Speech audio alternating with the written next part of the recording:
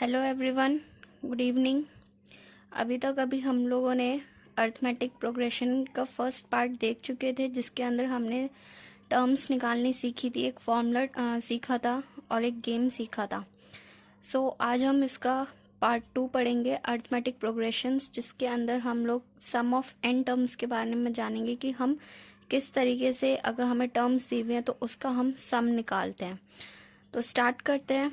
यहाँ पे आप लोगों को एक फॉर्मूला नज़र आ रहा होगा जो कि लिखा है Sn is equals to n/2 bracket में 2a plus n-1 d bracket close. ठीक है, जो लास्ट हम लोगों ने फॉर्मूला पढ़ा था वो रिमेंबर करा देती हूँ। Tn is equals to a plus n-1 d। ये फॉर्मूला था अगर आपको nth टर्म निकालनी है। कौन सी टर्म? nth टर्म निकालनी है, तो उसके लिए ये फॉर्मूला था। लेकिन अगर आपको बोल दिया जाए कि आपको कुछ सीक्वेंस दी है, काफ़ी सारी टर्म्स दी हैं, उनका सम निकालना है, तो सम निकालने के लिए हम लोग ये वाला फॉर्मूला यूज़ करेंगे। n हमारा वही नंबर ऑफ टर्म्स होगा, a हमारा फर्स्ट टर्म एंड d हमारा कॉमन डिफरेंस। ठीक है, इसके अलावा अगर आपको फर्स्ट टर्म दी गई है और लास्ट टर्म दी गई है तो आप डायरेक्ट ये वाला फॉर्मूला यूज़ कर सकते हैं, जिसमें Sn होगा हमारा n/2 ब्रैकेट में a प्लस एल। स्टार्ट करते हैं क्वेश्चंस के साथ। फर्स्ट क्वेश्चन है, find the sum of the first 20 terms of the AP आपको दी हुई है, इसमें पहली 20 टर्म्स का आपको सम निकालना है। जब फर्स्ट 20 टर्म्स बोल रहा है तो यहीं से पता चल गया कि आपका n कितना है। n है आपका 20। ठीक है, एपी आपको दिया है 5, 8, 11, 14, तो यानी आपका यहाँ पे 5 क्या आ गई? फर्स्ट टर्म आ गई। ये आपका क्या हो गया? ए हो गया। डी निकालने के लिए क्या करते हैं हम? सेकंड टर्म में से फर्स्ट टर्म माइनस करते हैं, तो कर दी 8 - 5 करा 3 आ गए। आपको ए पता चल गया, डी पता चल गया और नंबर ऑफ टर्म्स पता चल गई। ठीक है, कितनी निकालनी थी? 20। फॉर्मूले पे आते हैं। S20, क्योंकि n था, n की जगह मैंने 20 लिख दिया। फॉर्मूले के अंदर वैल्यूज पुट करी, n हमारा 20 था, 2 इंटू ए प्लस n-1 इंटू डी। इसको जब हम लोग सॉल्व करेंगे तो ये सिंप्लीफाई होके कुछ इस तरीके से आ जाएगा। 2 से डिवाइड करेंगे तो यहाँ पे 2 10 = 20, 2 5 = 10, 20 - 1 19 बचेगा। 19 इंटू 3 करेंगे 60। ठीक है, और इसको हम लोग सॉल्व कर लेंगे तो 67 इंटू 10 इज इक्वल टू 670। ये तो बिल्कुल सिंपल क्वेश्चन था। सेकंड क्वेश्चन की तरफ बढ़ते हैं। सेकंड क्वेश्चन है हमारा, if the sum of first 14 terms of an AP is 1505 and its first term is 10, find its 25th term। Question second type है क्वेश्चन की। जो अभी हमने फर्स्ट टाइप पढ़ी वो आपकी सिंपल थी, जिसमें आपको A, D और N दिया है। अब ये क्वेश्चन किस तरीके से है? इसमें आपको S बोला है, स्टार्टिंग की फर्स्ट 14 टर्म का सम दे दिया, यानी S14 की वैल्यू आपको दे दी 1505। नंबर ऑफ टर्म्स हमें पता चल रहा है 14 है। साथ ही उन्होंने बोला है फर्स्ट टर्म कितनी है? 10। ए की वैल्यू हमें दे दी 10। आपसे बोला है इसकी 25th टर्म निकालो। हमारे पास क्या चीज़ नहीं है जो हमें नहीं पता? वो है हमारा डी। तो सबसे पहले हम लोग कॉमन डिफरेंस निकालेंगे। कॉमन डिफरेंस निकालने के लिए हमारे पास Sn है, n है और a है, तो हम लोग Sn का फॉर्मूला ही लगाएंगे। Sn हमारा होता है n/2 2a plus n-1 d। जो जो वैल्यूज़ दी हुई हैं वो सारी हम लोग पुट कर देते हैं। Sn की जगह हमने Sn की वैल्यू पुट कर दी, n की जगह 14/2, 2 इंटू ए प्लस 14 - 1, डी की वैल्यू नहीं पता है तो हम लोग इसे डी ही रहने देते हैं। अब लिख भी सकते हैं let the difference be d, but इतनी नीड नहीं है। बट जब एग्ज़ाम में करेंगे तब आपको वहाँ पे प्रॉपरली करना होगा लेट करके। नेक्स्ट, अब क्या करेंगे? यहाँ से 2 सिंप्लीफाई करेंगे, 2 7 = 14।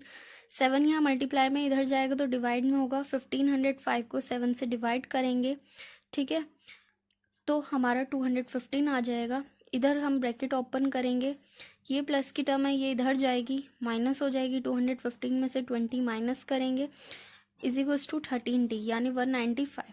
अब इसको हमें कोफिशिएंट फ्री करना है तो सिंपल, कई बार सिखा चुकी हूँ ये वाली चीज़। डी की वैल्यू निकल जाएगी 195 को डिवाइड करके किससे? 13 से, तो डी हमारा आ गया 15। अब हमारे पास डी की वैल्यू आ गई। उसने अब क्या पूछा है, फाइंड इट्स 25th टर्म। ध्यान रखना उसने 25th टर्म पूछी है, ना कि सम ऑफ टर्म। सम और टर्म में दोनों में डिफरेंस है। 25th टर्म, तो यानी हमें T25 निकालना है। T25 हमारा क्या होता है, वही गेम सिखाया था, एक कम करके कॉमन डिफरेंस से मल्टीप्लाई प्लस फर्स्ट टर्म, तो a + 24 d हमने कर दिया। a की वैल्यू हमें पता है, d की वैल्यू पता है, वैल्यूज पुट करेंगे हमारा आंसर आ जाएगा। आई होप यहाँ तक आपको समझ आ गया। आगे बढ़ते हैं नेक्स्ट क्वेश्चन की तरफ। Question number 3, find the sum of first 22 terms of an AP in which difference is 7 and 22nd term is 149। अब इसमें हमें क्या दिया हुआ है, ऊपर वाले क्वेश्चन का जस्ट अपोजिट है। अब की बार हमें सम ऑफ फर्स्ट 22 टर्म्स निकालनी है, और हमें क्या दिया हुआ है, कॉमन डिफरेंस दिया हुआ है, और 22nd टर्म दी हुई है। 22nd टर्म का मतलब T22 दिया है। T22 दिया है तो T22 कितना होता है, 21D + A। डिफरेंस हमें पता है, ठीक है, एंड हमें T22 पता है, तो यहाँ से हमारी A की वैल्यू निकल जाएगी। T22 की वैल्यू रखी 149, डिफरेंस की वैल्यू रखी प्लस A। यहाँ से A की वैल्यू हम कैसे निकालेंगे, 21 × 7 करेंगे, और जो भी आंसर आएगा उसे 149 में से माइनस कर देंगे। ठीक है, यहाँ पे 149 में से 147 को माइनस करा, A की वैल्यू हमारी आ गई कितनी, 2 आ गई। अब हमसे पूछा क्या गया था, सम ऑफ फर्स्ट 22 टर्म्स। ठीक है, सम ऑफ फर्स्ट 22 टर्म्स निकालना है। S22 कितना होगा, फॉर्मूला पुट कीजिए। अब आपके पास A की भी वैल्यू है, आपके पास D की भी वैल्यू है, और N की भी वैल्यू है। N आपके पास कितना है, जितनी टर्म्स का आपको सम निकालना है। तो सिंपली मैंने वैल्यूज पुट कर दी हैं और इसे सॉल्व करा है। सॉल्व करके हमारा आंसर आ गया। आई होप ये वाला क्वेश्चन भी आपको समझ आ गया हो। तो नेक्स्ट क्वेश्चन की तरफ चलते हैं। क्वेश्चन नंबर 4 थोड़ा सा ट्रिकी है और थोड़ा सा लेंदी भी है, पर इस क्वेश्चन के थ्रू आपके कई सारे कॉन्सेप्ट क्लियर हो जाएंगे। स्टार्ट करते हैं। The ratio of 11th term to the 18th term of an AP is 2:3। पहले इतना ही देखते हैं। उसने बोला है 11th टर्म का रेशियो 18 टर्म के साथ लेते हैं तो आपका 2:3 आता है। ठीक है, ठीक, यानी A11 रेशियो A18 आपका दिया है 2/3। A11 की वैल्यू क्या होगी, A + 10D, और A18 की वैल्यू होगी A + 19D। ठीक है, ये वैल्यू दी है।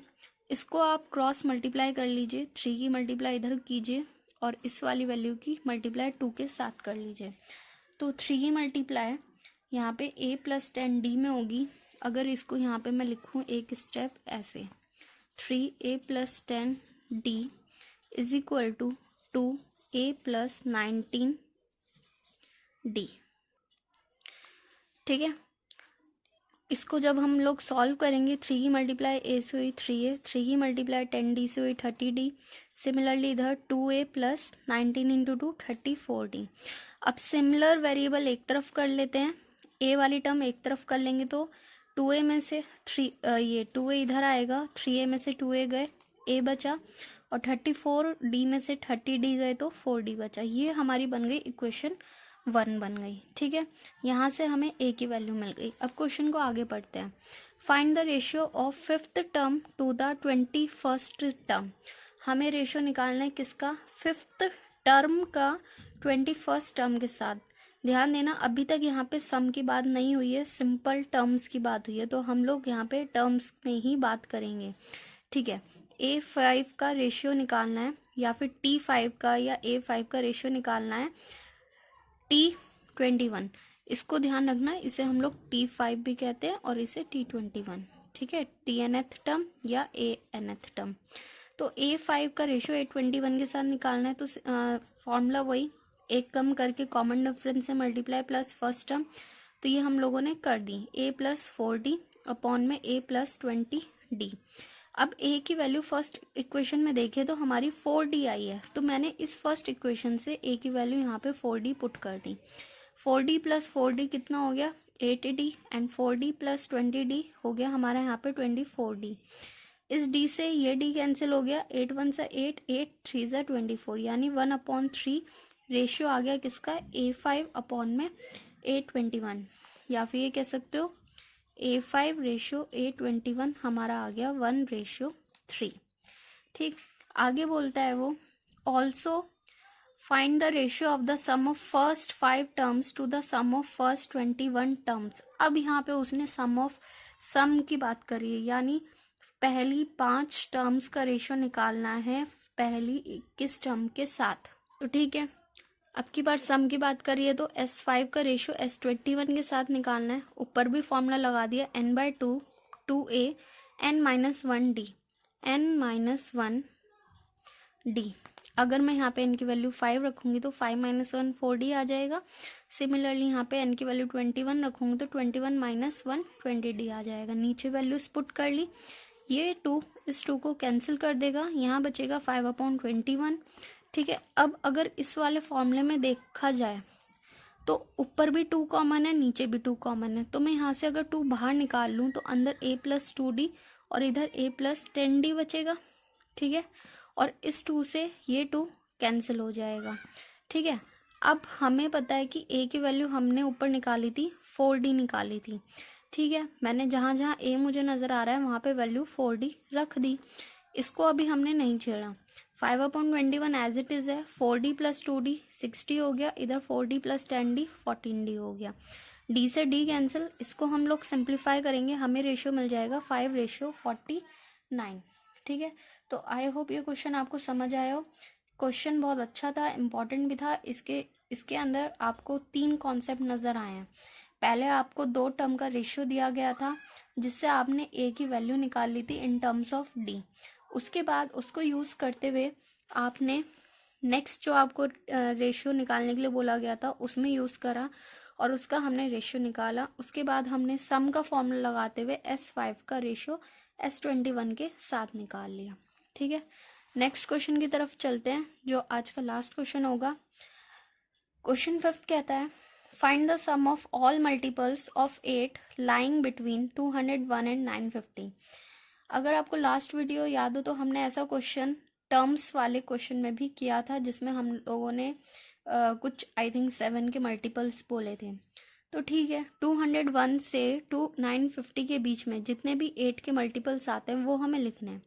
अब हमें नहीं पता कितने हैं तो हम एक काम करते हैं, स्टार्टिंग के 2 देख लेते हैं और एक लास्ट का देख लेते हैं। स्टार्टिंग की बात करें तो 208 होगा जो 8 का मल्टीपल होगा, and the last one is 944 जो 950 से कम होगा और 8 का मल्टीपल होगा। मल्टीपल से मतलब होता है कि फैक्टर हो या फिर ये 8 से डिवाइड हो रहा हो। अब आपको ये लास्ट टर्म मिल गई, लास्ट टर्म आपको मिल गई, फर्स्ट टर्म मिल गई।